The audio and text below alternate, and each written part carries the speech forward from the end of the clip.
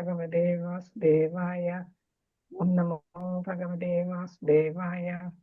നാരായണം നമസ്കൃത്യം നരം ചൈവ നരോത്തമം ദേവീം സരസ്വതീം വ്യാസം തതോ ജയമുദീരയേ. നഷ്ടപ്രായേഷ ഭദ്രേഷു നിത്യം ഭാഗവത ശ്രേയയ. ഭഗവതി ഉത്തമശ്ലോകേ ഭഗവതി നൈഷ്ഠിര്യം മൂർഖശരജാലം പഞ്ചശ്ലങ്കൈലേയം യത്കൃപാതമഹം വന്ദേ ശ്രീഗുരും ദീനതാരിണം ശ്രീചൈതന്യമീശ്വരം പരമാനന്ദമാധവം.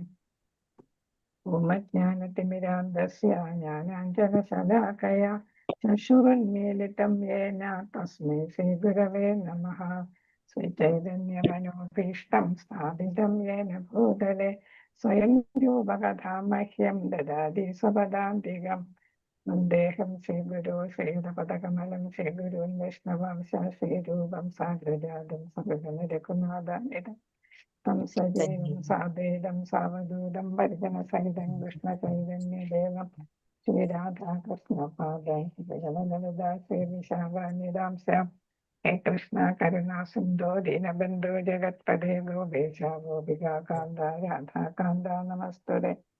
തപ്തകാഞ്ചന ഗൗരാംഗീ ശ്രീരാധേ വൃന്ദാവനീശ്വരി വൃഷഭാനുസുതേ ദേവി പ്രണമാമി ഹരിപ്രിയേ. വഞ്ചകൽപതരൂപസ്യ കൃപാ സിന്ധുഭ്യൈവ ച പതിതാനാം പാവനേഭ്യോ വൈഷ്ണവേഭ്യോ നമോ നമഃ. നമോ ഓം വിഷ്ണുപാദായ കൃഷ്ണപ്രേഷ്ഠായ ഭൂതലേ ശ്രീമതേ ജയപതാക സ്വാമിനിധി നാമിനെ നമാചാര്യപാദായ നിരൈകൃപപ്രദായിനെ ഗൗരവധാമദായ നഗരഗ്രാമധാരിണെ. നമോ ഓം വിഷ്ണുപാദായ കൃഷ്ണപ്രേഷ്ഠായ ഭൂതലേ ശ്രീമതേ ഭക്തിവേദാന്ത സ്വാമിനിധി നാമിനെ നമസ്തേ സരസ്വതേ ദേവേ ഗൗരവാണി പ്രചാരിണേ നിർവിശേഷ ശൂന്യവാദി പാശ്ചാത്യദേശധാരിണേ. ജയ ശ്രീകൃഷ്ണ ചൈതന്യ പ്രഭു നിത്യാനന്ദ ശ്രീ അദ്വൈത ഗദാധര ശ്രീവാസാദി ഗൗരഭക്തവൃന്ദ. ഹരേ കൃഷ്ണ കൃഷ്ണ കൃഷ്ണ ഹരേ ഹരേ ഹരേ രാമ രാമ രാമ ഹരേ ഹരേ. ഹരേ കൃഷ്ണ. എല്ലാവർക്കും പ്രണാമ. ശ്രീ ശ്രീ രാധാ ഗോവിന്ദ മന്ദിർ ഇസ്കോൺ മംഗളാവിഷത്തിന്റെ ഹരേ കൃഷ്ണ മാതാജി. ഹരേ കൃഷ്ണ മാതാജി. ഹരേ കൃഷ്ണ. പ്രണാമം മാതാജി. ഹരേ കൃഷ്ണ. എല്ലാവർക്കും പ്രണാമ. ഹരേ കൃഷ്ണ. പ്രണാമം മാതാജി. ഹരേ മാതാജി. പ്രണാമം മാതാജി. ഹരേ കൃഷ്ണ. അപ്പൊ നമുക്കിന്ന് 32ാമത്തെ ശ്ലോകം പഠിക്കാം. ഓം നമോ ഭഗവതേ വാസുദേവായ. പ്രജോപദ്രവമാലക്ഷ്യ ലോകവതികരം ചതം മദം ച വാസുദേവസ്യ സജ്ജഹാരാർജുനോദ്വയം. പ്രജോപദ്രവമാലക്ഷ്യ ലോകാവതികരം ചതം മദം ച വാസുദേവസ്യ സജ്ജഹാർജുനോ ദ്വയം. സഞ്ജഹാര അർജുനോ ദ്വയം. മദം ച വാസുദേവസ്യ സഞ്ജഹാരാർജുനോ ദ്വയം. അപ്പൊ ഇവിടെ പ്രജോ ഉപദ്രവം ആലക്ഷ്യ ലോക വ്യതികരം ചതം മദം ച വാസുദേവസ്യ സഞ്ജനഃ അർജുന ദ്വയം. സഞ്ജഹാര അർജുനോ ദ്വയം. സഞ്ജഹാര അർജുനോ ദ്വയം. സഞ്ജഹാരാർജുനോ ദ്വയം. ഹരേ കൃഷ്ണ. വായിച്ചോളൂ. ഹരേ കൃഷ്ണ.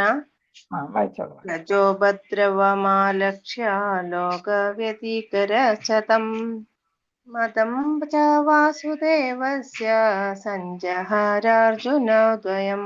ഹരേ കൃഷ്ണ. ഹരേ കൃഷ്ണ. ഹരേ കൃഷ്ണ. പദാനുപദാർത്ഥം പ്രജ സാമാന്യ ജനങ്ങൾ, ഉപദ്രവം ആലക്ഷ്യ അത് ദർശിക്കയാൽ, ലോക ഗ്രഹങ്ങൾ, വ്യതികരം നാശം, ച ഓം തം അത്, മതം ച അഭിപ്രായം. മതം എപ്പോഴും അഭിപ്രായം എന്നുള്ളതാണ്. സംസ്കൃതത്തിലെ മതം എന്ന് വെച്ചാൽ അഭിപ്രായം. ച വരുമ്പോ എന്നുള്ള അക്ഷരവും കൂടെ വരും. അപ്പൊ അഭിപ്രായവും. വാസുദേവന്റെ ശ്രീകൃഷ്ണന്റെ സഞ്ജഹാര പിൻവലിച്ചു, അർജുനൻ ദ്വയം ഇരു അസ്ത്രങ്ങൾ. അപ്പൊ ഇതില് എന്താണ് ഭഗവാന്റെ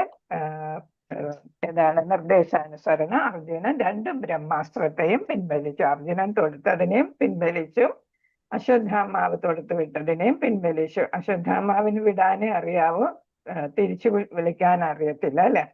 അപ്പൊ 2നെയും പിൻവലിക്കാനായിട്ട് ആരോട് നിർദ്ദേശിച്ചു? ഭഗവാൻ അർജുനനോട് നിർദ്ദേശിച്ചു. കാരണം എന്താണ്? ഈ ബ്രഹ്മാസ്ത്രം രണ്ടും ഏറ്റുമുട്ടിയാലുള്ള രൂക്ഷത നമ്മൾ ഇന്നലെ പഠിച്ചു അല്ലേ? അപ്പൊ ഇതാണ് മഹാ അഗ്നി ആയിരിക്കും വരുന്നത് അല്ലെ? അവസാനത്തെ ഇതാണ് ബ്രഹ്മാവിന്റെ 100 വയസ്സ് തികയുമ്പം വരുന്ന ആ സംഹാരം അത്രയ്ക്ക് രൂക്ഷമായിട്ടുള്ള അഗ്നി ആയിരിക്കും ഉണ്ടാവുക. അത് ഇപ്പൊ ബ്രഹ്മാണ്ടം മുഴുവൻ നശിക്കും. അപ്പൊ അതുകൊണ്ട് എന്ത് ചെയ്തു? അത് ഒഴിവാക്കാനായിട്ട് 2 ബ്രഹ്മാസ്ത്രങ്ങളെയും പിൻവലിക്കാനായിട്ട് അർജുനനോട് ഉപദേശിച്ചു. അർജുനന് എല്ലാം അറിയാമല്ലോ അല്ലെ? അപ്പൊ അങ്ങനെ അശ്വത്ഥാമാവ് ഇട്ടതിനെയും അതേപോലെ അതിനെ നിർവീര്യമാക്കാൻ വേണ്ടിയിട്ട് അർജുനൻ വിട്ടതും രണ്ടും ഏറ്റുമുട്ടാതിരിക്കാൻ വേണ്ടിയിട്ട് 2നെയും അർജുനൻ പിൻവലിച്ചു. ഹരേ കൃഷ്ണ. വിവർത്തനം ഭാവാർത്ഥം ശീലപ്രഭുപാദത്തിലെ പ്രജകൾക്ക് ഉപദ്രവമുണ്ടാകുന്നതും ഗ്രഹങ്ങളുടെ ആസന്നമായ നാശത്തെയും ദർശിക്കുക. ശ്രീകൃഷ്ണ ഭഗവാൻ അഭിലഷിച്ചതുപോലെ അർജുനൻ തൽക്ഷണം 2 ബ്രഹ്മാസ്ത്രങ്ങളെയും പിൻവലിച്ചു. ഭാവാർത്ഥം ആധുനിക അണുവായുധ വിസ്ഫോടനങ്ങൾ ലോകത്തെ സമ്പൂർണമായി ഉന്മൂലനം ചെയ്യുമെന്ന സിദ്ധാന്തം ബാലിശമായ സങ്കല്പമാണ്. ഇവിടെ ഒരു താരതമ്യ പഠനം നടത്തുകയാണ്. ഇപ്പോഴത്തെ അണുവായുധങ്ങളും ബ്രഹ്മാസ്ത്രവും തമ്മിലുള്ള ബ്രഹ്മാസ്ത്രവും ആ കാലഘട്ടത്തില് അണുവായുധമായിരുന്നു. ഇപ്പോഴത്തതും അന്നത്തെ അണുവായുധമായ ബ്രഹ്മാസ്ത്രവും തമ്മിലുള്ള താരതമ്യ പഠനമാണ്. അപ്പൊ ഇവിടെ എല്ലാവരും വിശ്വസിക്കുന്നത് ഇപ്പൊ അണുവായുധം വിട്ടുകഴിഞ്ഞാൽ ലോകം മുഴുവന് ഒരു അണുവായുധം കൊണ്ട് തന്നെ നശിപ്പിക്കാൻ സാധിക്കും എന്നാണ്. അപ്പൊ ശ്രീല പ്രഭുപാദർ ഇവിടെ പറയുന്നു അത് തെറ്റായിട്ടുള്ള ഒരു ധാരണയാണ്. ആധുനിക അണുവായുധ സ്ഫോടനങ്ങൾ ലോകത്തെ സമ്പൂർണമായി ഉന്മൂലനം ചെയ്യുന്ന സിദ്ധാന്തം തത്വം വിശ്വാസം ബാലിശമായ സങ്കല്പമാണ്. എന്ന് വെച്ചാൽ അത് നടക്കാത്ത ഒരു കൊച്ചുകുട്ടി വിചാരിക്കുന്ന പോലെയാണ്. എന്ന് വെച്ചാൽ നടക്കാത്ത ഒരു കാര്യം, സങ്കല്പമാണ്. നടക്കാത്ത കാര്യമാണ് സങ്കല്പം. പ്രാഥമികമായി അണുവായുധത്തിന് ലോകത്തെ മുഴുവൻ നശിപ്പിക്കുവാൻ വേണ്ടത്ര ശക്തിയില്ല. രണ്ടാമതായി പരമപുരുഷനായ ഭഗവാന്റെ പരമ ഇച്ഛയിലാണ് എല്ലാം ആശ്രയിച്ചിരിക്കുന്നത്. അപ്പൊ ഭഗവാൻ ഇച്ഛിച്ചാൽ എന്തും നടക്കും, ഭഗവാൻ ഇച്ഛിച്ചില്ലെങ്കിൽ ഒന്നും നടക്കത്തില്ല. അതേപോലെ ഇപ്പോഴത്തെ അണുവായുധത്തിന് ലോകത്തെ മുഴുവൻ നശിപ്പിക്കാനായിട്ടുള്ള ശക്തിയില്ല എന്നാണ്.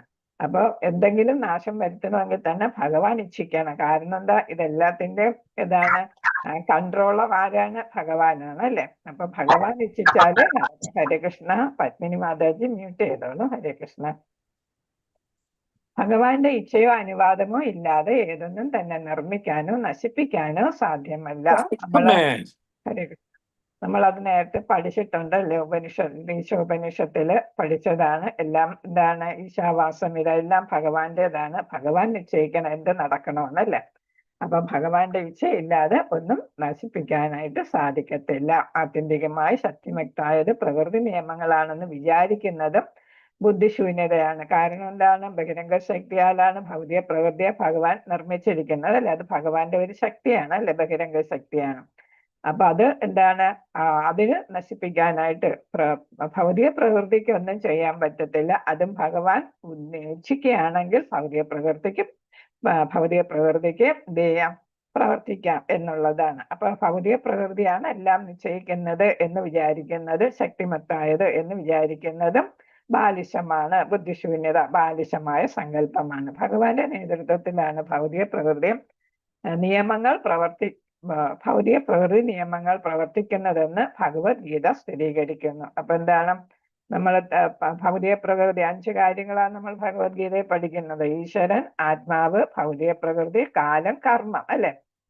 അപ്പൊ അതില് ഭൗതിക പ്രകൃതിയെ നമ്മൾ 24 ഘടകങ്ങൾ കൊണ്ട് നിർമ്മിച്ചതാണ് എന്നൊക്കെ നമ്മൾ പഠിച്ചു കഴിഞ്ഞു. അപ്പൊ ഇതെല്ലാം ആരുടെ നിയന്ത്രണത്തിലാണ്? ഭഗവാന്റെ നിയന്ത്രണത്തിലാണ്. തന്റെ മേൽനോട്ടത്തിലാണ് പ്രകൃതി നിയമങ്ങൾ പ്രവർത്തിക്കുന്നതെന്ന് ഭഗവാൻ അവിടെ പറയുന്നു. നിസാര രാഷ്ട്രീയക്കാരുടെ മനോരഥങ്ങളാലല്ല, മറിച്ച് ഭഗവത് ഇച്ഛയാൽ മാത്രമേ ലോകത്തെ നശിപ്പിക്കാൻ സാധ്യമാകൂ. അപ്പൊ ഒരു അണുവായുധം വിട്ട് ലോകത്തെ മുഴുവൻ നശിപ്പിക്കാമെന്ന് ഇപ്പൊ ഈ കാലത്ത് ശാസ്ത്രജ്ഞന്മാർ പറയുന്നത് ശരിയല്ല എന്നാണ് ഇവിടെ പറയുന്നത്. ഭഗവാൻ ഇച്ഛിക്കുന്നു എല്ലാം നടക്കും, അല്ലെങ്കിൽ ഒന്നും നടക്കത്തില്ല. ദ്രൗണിയും അർജുനനും ഇരുവരും പ്രയോഗിച്ച ബ്രഹ്മാസ്ത്രങ്ങൾ പിൻവലിക്കണമെന്ന് ഭഗവാൻ ശ്രീകൃഷ്ണൻ ആഗ്രഹിച്ചു. ദ്രൗണി എന്ന് പറയുന്ന ആരാണ്? ദ്രോണരുടെ മകൻ. ദ്രോണരുടെ മകൻ അശ്വത്ഥാമാവ്. അതുകൊണ്ടാണ്